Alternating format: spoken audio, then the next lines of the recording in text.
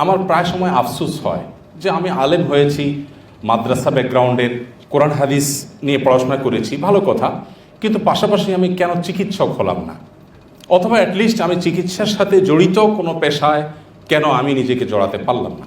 এবং এই আক্ষেপটা আমার এই জন্য হয়, ইসলামের একেবারে বেসিক বিষয়গুলো যদি আপনি ঠিক রাখেন, একেবারে বেসিক বিষয়গুলো, ঈমান, পাঁচ ওয়াক্ত নামাজ, হালাল উপার্জন, এই বেসিক দুই তিনটা বিষয় ঠিক রাখার পর আপনি যদি আল্লাহর প্রিয় পাত্র হওয়ার দৌড়ে এগিয়ে যেতে চান, কোরআন এবং হাদিস স্টাডি করার পর, কোরআন হাদিস নিয়ে পড়াশোনা করার পর আমার ক্ষুদ্র জ্ঞান বলছে যে আপনি এই দৌড়ে এগিয়ে যাওয়ার সুযোগ অনেক বেশি।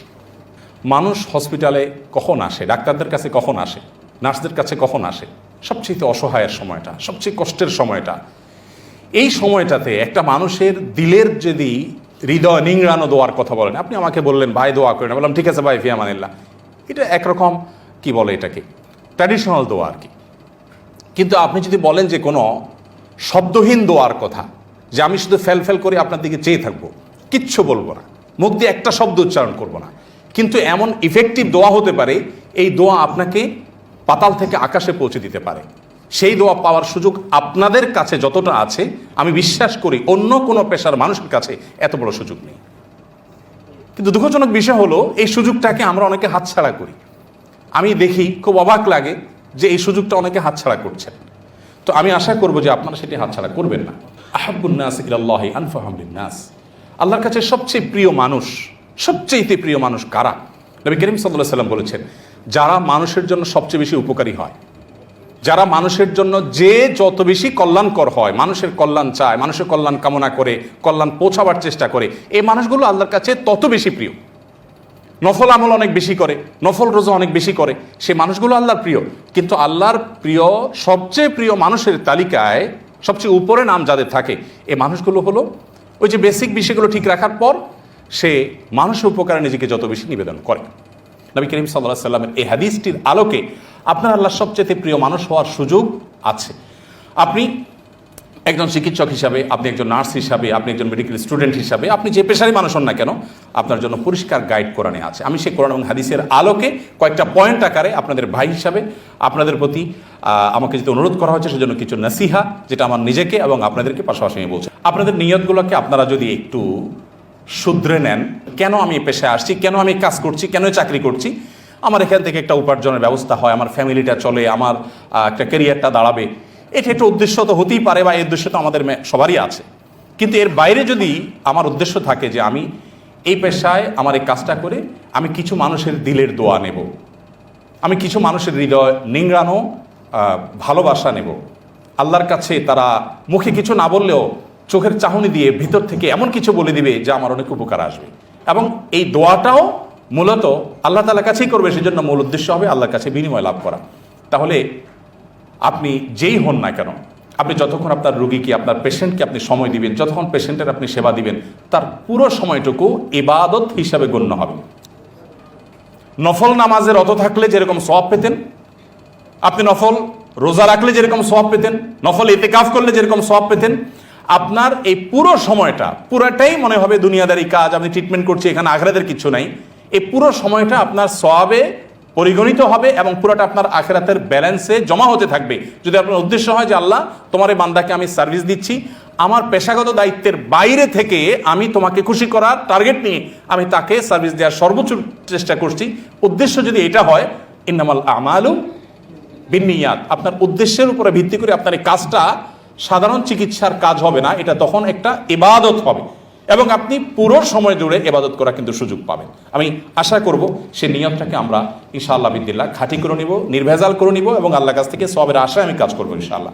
তাহলে আমাকে কোনো সিসি ক্যামেরা দিয়ে মনিটর করতে হবে না, আমার নিজের বিবেক আমাকে মনিটর করবে যে আমি তো আল্লাহর জন্য কাজ করছি, আল্লাহ তো সব দেখেন, অতএব তার কাছে তো হাইড করার কিছু নেই। নাম্বার 2, আল্লাহকে ভয় করে চলতে হবে। বাংলাদেশে মানুষ, মধ্যবিত্ত পরিবারের মানুষ জমি জমা বিক্রি করে ব্যাংকক ট্রিটমেন্ট করতে যায়, ইন্ডিয়া ট্রিটমেন্ট করতে যায়। মানুষ চিকিৎসার জন্য বাইরে যাচ্ছে। কেন যাচ্ছে চিকিৎসার জন্য বাইরে? এবং গরিব মানুষ জমি জমা বিক্রি করে বাইরে যাচ্ছে, কারণ আমাদের চিকিৎসার সেবার উপরে সাধারণ মানুষের, বেশিরভাগ মানুষের আস্থা এখনো যেভাবে হওয়া দরকার সেভাবে আসলে হয় নাই। এর অনেক কারণ আছে, সেই কারণগুলো এখানে আলোচনা করা আমার উদ্দেশ্য না। আমার উদ্দেশ্য হলো যে আমরা যদি আল্লাহর ভয়টা অন্তরে জাগ্রত রাখি, তাহলে অন্তত আমার দ্বারায় কোনো রোগীর আত্মীয় স্বজন কেউ কষ্ট পাবে না বা কষ্ট নিয়ে যাবে না। অ্যাটলিস্ট সে দেখবে যে এই লোকটা তার সাধ্য অনুযায়ী চেষ্টাটা করেছেন, এবং এটা অনেক বড় একটা এফেক্টিভ বিষয়। আমি দেখেছি যে একটা সমস্যা নিয়ে, একটা সার্জারি নিয়ে আমি খুব ভুগতেছিলাম গত কিছুদিন ধরে। যখন আমি হাঁটতে পারতেছিলাম না ভালো করে, তো ডাক্তার বলেন যে হাঁটার চেষ্টা করেন, কিন্তু হাঁটতে পারতেছি না। হাঁটলে আমার কষ্ট হয়ে যায়, হাঁপায় উঠি, স্বাভাবিকভাবে হাঁটতে পারি না। পরে ডাক্তার কাছে যাওয়ার পর ডাক্তার আমাকে 2-3 মিনিট কাউন্সিলিং করলেন। বলেন যে আপনার তো কোনো সমস্যাই নেই, আমরা এই অপারেশন করার পর বেড থেকে নামার পর রোগী হাঁটা দেয়, বাড়িতে চলে যায়, আর ফোনও দেয় না। আর আপনি আজকে 15 দিন পরে বলতেছেন আপনি হাঁটতে আপনার অসুবিধা হয়, আপনাদের কোনো সমস্যা নেই। উনি আমাকে কয়েক মিনিট বোঝানোর পরে ওখান থেকে আমার ওয়াইফ সাথে ছিলেন, আমরা দিব্যি হাঁটতে হাঁটতে চলে আসলাম। এরপরে বাসার কাছে এসে আমি 1.5-2 কিলোমিটার হাঁটলাম। কোনো ওষুধ দেন নাই কিন্তু ডাক্তার, জাস্ট আমাকে একটু কাউন্সিলিং করলেন। আমি দেখলাম আমি তো ঠিকই সুস্থ। আমি এরপর থেকে হাঁটা শুরু করছি, এখনো পর্যন্ত আমি হাঁটতেছি। তো আসলে আল্লাহর ভয় যদি থাকে, তখন পেশেন্টকে যদি সময় দেন। আমাদের দেশে সমস্যা হলো কি জানেন, বাংলা একটা প্রবাদ আছে, মাছের মায়ের পুত্র শোক নাই। মাছের মায়ের পুত্র শোক নাই, কারণ এক একটা মাছ লক্ষ লক্ষ ডিম ফুটায়, হাজার হাজার লক্ষ লক্ষ বাচ্চা হয়। তো কোনটা মরে গেছে, এনআইসিইউতে যাবে না কোথায় যাবে, এগুলো দেখার টাইম মাছের আছে? কিসের এনআইসি? বাচ্চারই তো খবর নেই, কোথায় চলে গেছে।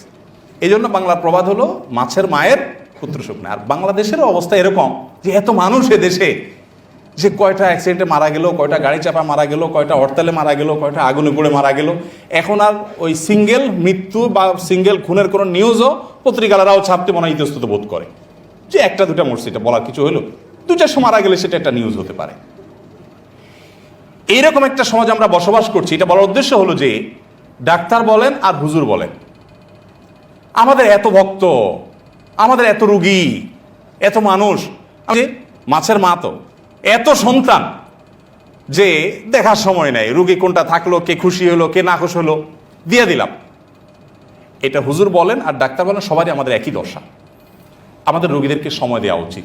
সামান্য একটু সময় দেওয়া, এটা যে কত দূর সহযোগিতা হতে পারে রোগীর জন্য, এবং আপনার নিজের আমল নামাকে সেটা কতটা ভারী করতে পারে, সেটা আমি নিজে দেখেছি। অতএব আল্লাহর ভয় যদি আমাদের অন্তরে থাকে, আমরা প্রত্যেকটা রোগীকে খুব আন্তরিকতার সাথে সেবা দেব, প্রত্যেকটা সেবা প্রার্থীকে খুব আন্তরিকতার সাথে সেবা দেব। একইত সুন্দর আচরণ, এটা এমন একটা জিনিস যেটা নবী সাল্লাল্লাহু আলাইহি ওয়াসাল্লাম বলেছেন, সুন্দর আচরণের চাইতে ওয়েটফুল কোনো আমল কিয়ামতের ময়দানে হবে না।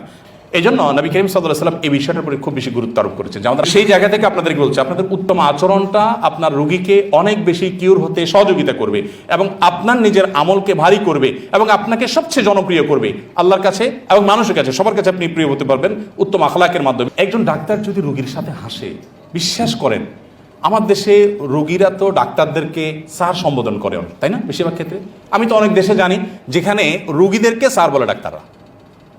তো ভাই স্যার বলার দরকার নেই, আপনারা স্যার ম্যাডাম বলতে বলে নেই, আপনি শুধু একটু মুস্কি হাসেন, একটু সুন্দর হাসি মুখে কথা বলেন, ওটা আল্লাহ ভরসা ঠিক হয়ে যাবে।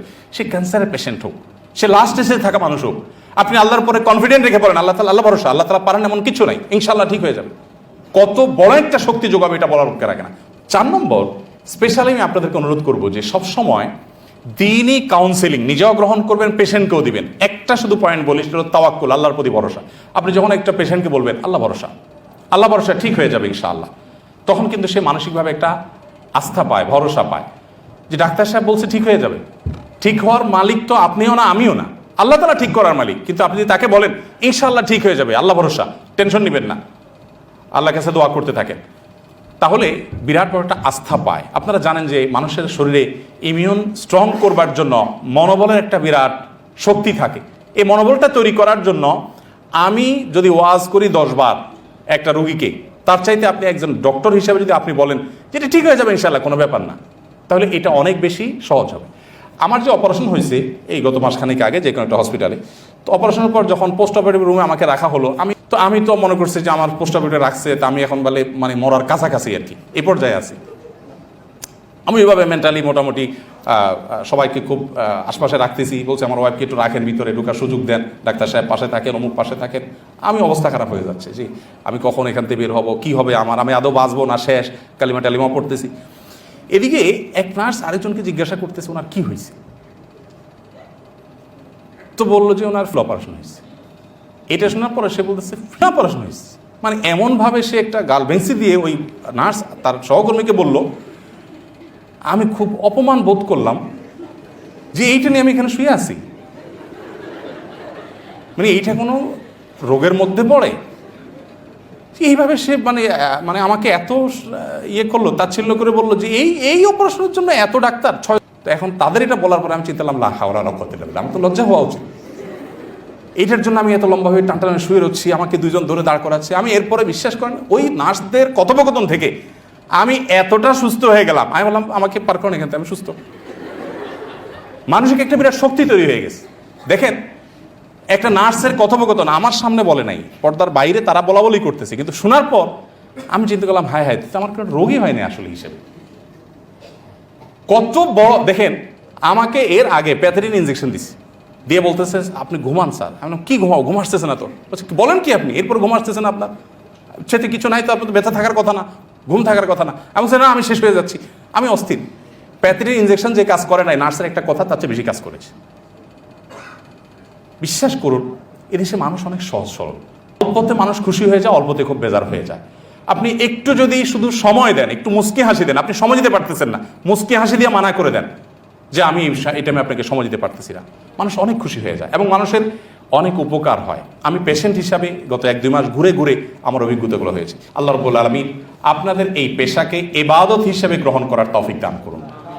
আমি প্রথম কথাকে আবারও বলে আমি শেষ করছি, সেটা হলো আপনাদের পেশায় থেকে আল্লাহ রাব্বুল আলামিনকে পাওয়া, জান্নাত লাভ করা যত সহজ, পৃথিবীর অন্য সাধারণ 10টি পেশায় থেকে আল্লাহকে সন্তুষ্ট করা, জান্নাত লাভ করার পথ এত সহজ নয়, এত কম নয়। আল্লাহ তাআলা আমাদের সবাইকে সেই পথে অগ্রসর হওয়ার তৌফিক দান করুন, আদর্শ মানুষ হওয়ার তৌফিক দান করুন। জাযাকুমুল্লাহু খাইরা ওয়া আকুদু আলহামদুলিল্লাহি রাব্বিল আলামিন।